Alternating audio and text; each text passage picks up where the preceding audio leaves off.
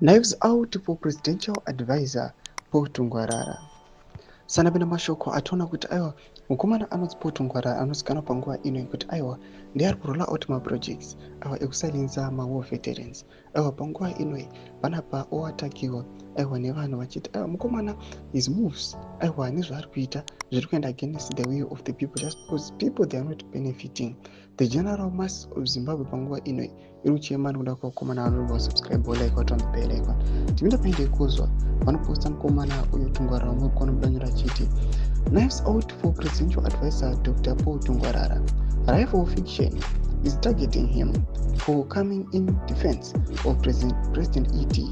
Tungwarara has been working hard to neutralize factional fights. Zimbos are expected to go in the street anytime in a push to overthrow President E.T. Tomaswa muraitoko panapa nevakomana vavekuzwa vachiti aiwa people they are against zviri kuitwa nevakomana vana Tungwarara not people ava vari kuona kuti vana Tungwarara vachirola out maprojects ekuda kusilenza aiwa vakomana mawar veterans zvinyazokuratidza kuti they are in a bid to consolidate power. Vakandirambira vachiti anytime these guys sezvamuri kunzwa panhau vamwe vatira kuti I'm so that one much vakomana vari kuda kuti vabva vapedzerana nezve ruling partisan vabva vaikanda kure ibva yatongopera nezvayo.